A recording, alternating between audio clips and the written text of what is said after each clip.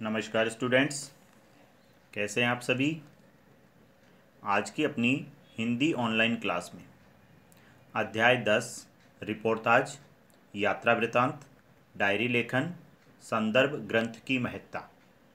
पूर्व के वीडियो में रिपोर्टाज और यात्रा वृतांत पढ़ लिया था। आज के वीडियो में पढ़ेंगे डायरी लेखन और संदर्भ ग्रंथ की महत्ता। देखिए स्टूडेंट्स, डायरी लेखन, डायरी को हिंदी में दैनंदिनी भी कहा जाता है। वैसे तो हम सभी कभी न कभी डायरी लिख चुके हैं। विद्यालयों में अध्यापक डायरी लिखवाते हैं, वे गृह कार्य देते हैं। विद्यालय गतिविधियों की अन्य सूचनाएं भी विद्यार्थियों को डायरी में लिखवाई जाती है, किंतु हम जिस डायरी विधा की चर्चा कर रहे हैं वह विद्यालयी डायरी से थोड़ी भिन्न है, यानी अलग है। व्यक्ति जब अपने अनुभवों को प्रतिदिन लिखता है वह डायरी कहलाती है। इसे रोजनामचा, दैनंदिनी और दैनिकी भी कहा जाता है। पहला प्रश्न आया, डायरी किसे कहते हैं। व्यक्ति जब अपने अनुभवों को प्रतिदिन लिखता है तो वह डायरी कहलाती है। इसे रोजनामचा, रोजाना घटने वाली घटनाओं को लिखा जाता है, उसे रोजनामचा कहते हैं। इसे दैनंदिनी भी कहा जाता है, दैनिकी भी कहा जाता है। 4 तरीके से इस प्रश्न को पूछा जाएगा। दैनिकी किसे कहते हैं, दैनंदिनी किसे कहते हैं, रोजनामचा किसे कहते हैं या डायरी किसे कहते हैं। उत्तर चारों का एक ही है। भारत में डायरी लेखन की परंपरा नई नहीं है। भारत में बही लिखने की प्रवृत्ति अति पुरातन यानी प्राचीन है। भारत में डायरी लिखने की परंपरा नई नहीं है, बहुत पुरानी है। पुराने ज़माने में लोग बही लिखते थे और वह भी डायरी का ही एक रूप था। व्यवसायी दैनंदिनी लेखा जोखा बही खाते में ही करता आया है और व्यापारी जो है वो रोजाना का अपना हिसाब किताब जो है वो बही या डायरी में करता है। कई शताब्दियों से यहाँ डायरी लिखी जा रही है। कई सैकड़ों सालों से भारत में डायरी लिखने की परंपरा चली आ रही है। लगभग सभी सम्राट, राजा जो थे उनके यहाँ रोजनामचा लिखने वालों की नियुक्ति इसी कार्य के लिए की जाती थी। बादशाह, राजा, उनके यहाँ एक पोस्ट रखी जाती थी बाकायदा, जो रोजाना की घटनाओं को लिखता था। वे राज्य में हुई प्रतिदिन की घटनाओं का उल्लेख करते थे। तारीख या तवारीख शब्द ही यह स्पष्ट कर देते हैं कि उस युग में ऐतिहासिक कृतियां पहले दैनंदिनी विवरण के रूप में प्रस्तुत हुआ करती थी और अंत में उनका समुचित या संकलित रूप काल विशेष का इतिहास हो जाता था। और राजा महाराजा, सम्राट, उनके यहाँ जो रोजाना की घटनाओं को लिखने वाला था, यही घटनाएं आज हमें इतिहास के रूप में देखने को मिलती है। मुस्लिम इतिहासकार प्राय इसी पद्धति से इतिहास प्रस्तुत किया करते थे। मुस्लिम इतिहासकार जो थे वो तारीख बाई तारीख, डेट बाई डेट जो है वो घटनाएं लिखते थे और वो हमें आज इतिहास के रूप में देखने को मिल रही है। प्राचीन हस्तलिखित पुस्तकों और बहियों आदि से पता चलता है कि राजघरानों एवं संपन्न परिवारों में कहीं कहीं दैनंदिनी विवरण लिखने की परंपरा भी थी। जो संपन्न परिवार थे, पैसे वाले लोग थे, वो लोग डायरी भी लिखते थे। इन विवरणों में मुख्यतः नित्य रोजाना के आय व्यय का हिसाब और तत्कालीन घटनाओं का ब्यौरा रहता था। आप लोग भी अपने घर परिवार में देखते हैं कि आपके पिताजी, दादाजी, चाचा जी, भाई, भाभी, दादी जी, रोज़ाना जो खर्चा होता है वो एक कॉपी में लिखते हैं। यही डायरी लिखने की विधि है, ठीक है, जिससे व्यक्ति यह पता लगाता है कि उसने क्या किया, कितना खर्चा हुआ। कुछ लोग तो घर में जो बच्चों का जन्म होता है वो भी डायरी में लिखते हैं। उनके जन्म नाम भी डायरी में लिखते हैं। तो भविष्य में याददाश्त के तौर पर एक बहुत ही अच्छा दस्तावेज डायरी हो सकती है। जीवन परिवर्तनशील है, गतिशील है। जीवन बदलता रहता है, गतिमान रहता है। हमारे जीवन के अनुभव प्रतिदिन बढ़ते जाते हैं। डायरी लेखन का हमारे व्यक्तित्व को सुधारने एवं संवारने में अत्यधिक प्रभाव रहता है। जीवन के आरंभिक दिनों में डायरी लेखन का कार्य कालांतर में बड़ा मूल्यवान सिद्ध होता है। आज आप जो डायरी लिख रहे हैं, हो सकता है कि उसका महत्व आज ना हो, लेकिन आने वाले समय में उसका बहुत महत्व होता है। मान लीजिए आपके दादा परदादा ने कोई डायरी लिखी थी, आज जब आप उस डायरी को पढ़ते हैं तो आप उस जमाने में, उस टाइम में सामाजिक परिदृश्य क्या था, आर्थिक परिदृश्य क्या था, ये सब जानकारियाँ आपको उस डायरी से मिलती है। तो आज आप भी यदि डायरी लिखना शुरू करते हैं तो आने वाली पीढ़ियों के लिए शायद इससे बढ़िया कोई दस्तावेज हो नहीं सकता है। अधिक आयु में जब हम हमारी लिखी डायरी को देखते हैं तो हम पाते हैं कि पूर्व दिनों की अपेक्षा हम में कितना परिवर्तन हुआ है, हमने जीवन को किस ढंग से जिया है। हमें यह सोचने का अवसर मिलता है कि हमने अपने जीवन में क्या खोया और क्या पाया। हमें यह पता चलता है कि पिछले दिनों की तुलना में हम जीवन में कितने गंभीर और परिपक्व यानी मैच्योर हुए हैं। यूँ कहें कि डायरी हमारे बीते हुए जीवन का सच्चा दर्पण है तो अनुचित नहीं होगा।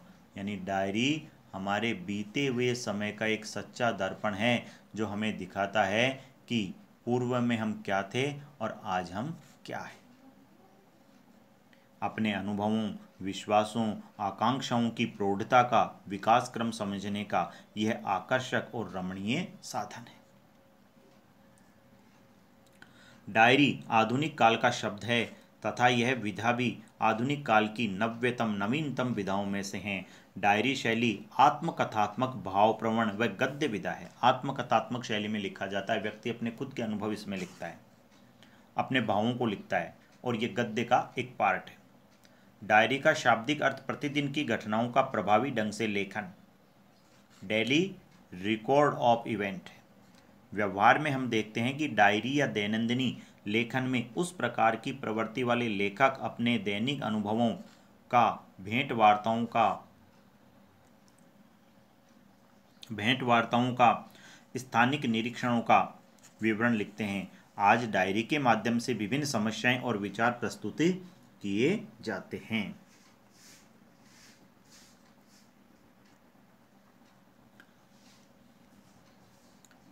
डायरी का संबंध प्रत्यक्षतः एक व्यक्ति से होने के कारण इसमें व्यक्तिकता की प्रधानता होती है। व्यक्तिकता की प्रधानता होती है यानी सेल्फ, खुद के बारे में ज़्यादा जानकारी व्यक्ति लिखता है। प्रत्येक समस्याओं पर डायरी लेखक आत्मपरक दृष्टि डालता है, अपने हिसाब से उस पर विचार करता है। आत्मचिंतन और अपने भोगे हुए संदर्भों को प्रस्तुत करता है। आचार्य उमेश शास्त्री ने डायरी लेखन की निम्नलिखित विशेषताएं बताई है। यहाँ से प्रश्न बनता है कि डायरी लेखन की कौन कौन सी विशेषताएं होती है, ये यहाँ से अपन लिखेंगे। डायरीकार तात्कालिक संवेदनात्मक भावों की अभिव्यक्ति करता है। तात्कालिक यानी उस समय क्या हो रहा है वो भाव अपने अभिव्यक्त करता है। डायरी लेखन में व्यक्ति सापेक्षता रहती है। व्यक्ति जो है अपने अनुभव लिखता है, इसलिए इसमें व्यक्ति सापेक्षता रहती है। डायरी लेखन विधा में लेखक के आत्मीय गुण तथा प्रवृत्तियों की अभिव्यक्ति होती है। डायरी लेख में समय और स्थान के संदर्भ को भी अपनी अभिव्यक्ति देता है। इसमें समय और स्थान भी लिखा जाता है कि जब आप डायरी लिख रहे हैं उस समय क्या समय है, 8 बजे हैं, 10 बजे हैं, कौन सा स्थान है, सीकर में आप डायरी लिख रहे हैं, जयपुर में लिख रहे हैं, कहाँ लिख रहे हैं। डायरीकार अपनी भावना के प्रति ईमानदार होता है, यानी जो कुछ उसके साथ घटा है वो ईमानदारी से लिखता है। डायरी लेखन डायरीकार की प्रामाणिक अभिव्यक्ति है। मान लीजिए यदि कोई व्यक्ति कहे कि मैं इतने साल पहले ऐसा था, अब ये बात सही है या गलत है, यदि वो डायरी लिखता था और उसमें वो चीज़ लिखी हुई है तो वो प्रामाणिक है, ऑथेंटिक है, साहब वो चीज़ सही है। डायरीकार साहित्यिक संभावना के प्रति उदासीन नहीं रहता है। डायरी लेखन में सभी लेखन विधियों का स्पर्श रहता है। कई बार डायरी को पढ़ते समय लगता है कि कहानी के गुण भी हैं, उसमें आत्मकथा के गुण भी हैं, निबंध के गुण भी हैं, रेखाचित्र के गुण भी हैं और संस्मरण के गुण भी हैं। डायरीकार समय समय पर अतीत के अनुभवों की पुनर्समीक्षा करता हुआ आगे बढ़ता है। तो ये डायरी लेखन की विशेषताएं थी। अब आइए, डायरी साहित्य का वर्गीकरण इस प्रकार किया जा सकता है। 4 प्रकार की डायरियां हैं: व्यक्तिगत डायरियां, वास्तविक डायरियां, काल्पनिक डायरियां और साहित्यिक डायरियां। व्यक्तिगत डायरी का संबंध व्यक्ति विशेष से होता है। ऐसी डायरी में लेखक अपने जीवन के घटना प्रसंगों, निजी अनुभूतियों, विचारों अथवा आवश्यक तथ्यों को लिखता रहता है। ये डायरियां गोपनीय होती है। व्यक्ति अपने यथार्थ को, वास्तविकता को इसमें अंकित करता रहता है। ये अत्यंत उपयोगी एवं महत्वपूर्ण होती है क्योंकि ये वास्तविकता लिए हुए होती है। पहला प्रश्न बनेगा व्यक्तिगत डायरी किसे कहते हैं, और ये इसका उत्तर हो जाएगा। व्यक्तिगत डायरियों का महत्व साहित्यिक दृष्टि से बहुत महत्वपूर्ण है। साहित्यकार अपने अंतरंग, निजी, साहित्यिक मित्रों के व्यक्तित्व की टिप्पणी डायरी में नोट कर लेता है। अपनी अंतश्चेतना के मूर्त विचार तथा अपनी धारणा को डायरी के पृष्ठों में उतारकर पर्यालोचन करता रहता है और एक दिन यही डायरी उसके और उल्लेखित मित्रों के व्यक्तित्व को प्रकाशित कर देती है। अतः यह मानना युक्ति संगत प्रतीत नहीं होता है कि डायरी की व्यक्तिकता से साहित्य का कोई संबंध नहीं है। इससे साहित्य का भी संबंध है। मान लीजिए कोई लेखक है और वो डायरी लिखता है तो वो अपने मित्रों के विचारों को भी लिखता है। उनके मित्र क्या सोचते हैं, क्या करते हैं, कैसी विचारधारा है, वो भी वो डायरी में लिखता है, जो आगे चलकर आने वाली पीढ़ी के काम आती। साहित्य में सर्वप्रथम डायरी को शैली के रूप में स्वीकार किया गया। धीरे धीरे साहित्यिक विधा के रूप में इसका प्रवर्तन, जन्म हुआ। साहित्यिक डायरी में कल्पना को स्थान दिया जाता है। साहित्यकार कल्पना में यथार्थता को जीने की अनुभूति करता है। ऐसी डायरियों में रचनात्मक साहित्य का सृजन होता है जिसमें क्रमबद्धता और अनवरतता यानी लगातार जो है वो बनी रहती है, जिससे पाठक आनंद की अनुभूति करता है। काल्पनिक साहित्य होते हुए भी अन्य विधाओं की तरह इस विधा में भी सरसता रहती है, जिससे पाठक के मन में उबन यानी बोरिंग महसूस नहीं होती है। डायरी लेखन के लिए एकालाप, अकेलापन, कल्पित पात्र से बातचीत, कहीं विचार मंथन की गहनता,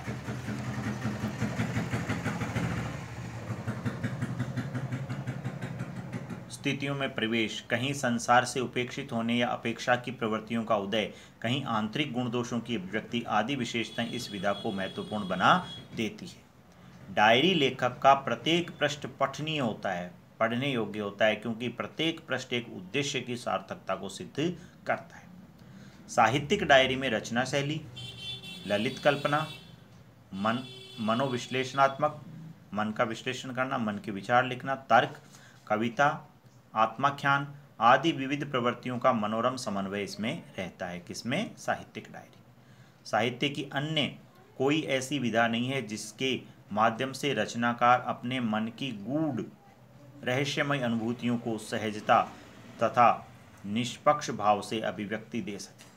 यह एक सुस्पष्ट तथा तथ्यात्मक अभिव्यंजना के निमित्त स्वतंत्र साहित्यिक विधा है। आधुनिक युग में डायरी साहित्य का सृजन हुआ। यद्यपि विकास की दृष्टि से मूल्यांकन किया जाए तो यह विधा अभी समृद्ध नहीं कही जा सकती है। इसमें अभी और बहुत सी संभावनाएं हैं। इस दिशा में अजीत कुमार तथा लक्ष्मीकांत वर्मा की महत्वपूर्ण भूमिका रही है, जिन्होंने डायरी विधा की ओर आकर्षण को डायरी आकर्षण को जन्म दिया है। इसके अतिरिक्त जिन लेखकों ने विभिन्न पत्र पत्रिकाओं में डायरी साहित्य प्रकाशित करवाया उनके नाम है शिवदान सिंह चौहान, नरेश मेहता, बैकुंठ नाथ मेहरोत्रा आदि।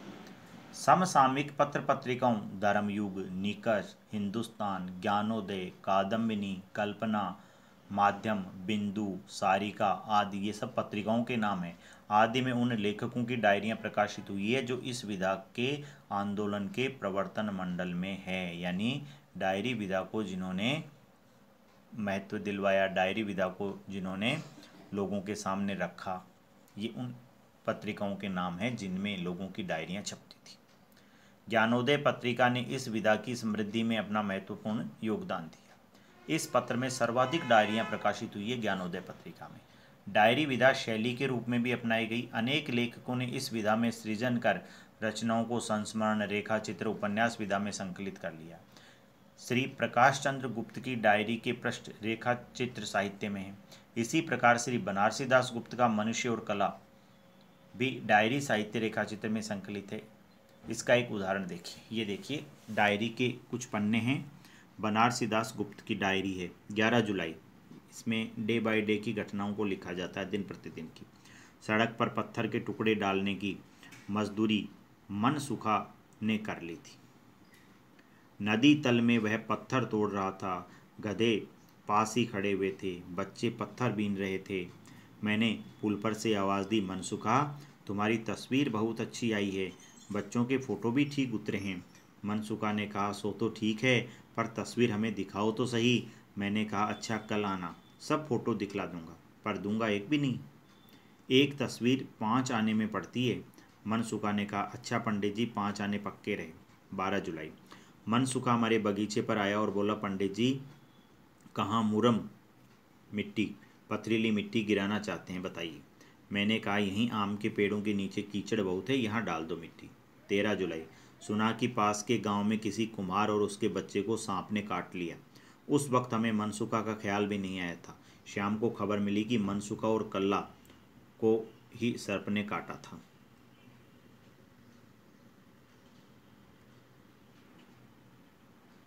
और वो दोनों ही मर गए। वही मनसुखा जो अपनी फोटो देखना चाहता था।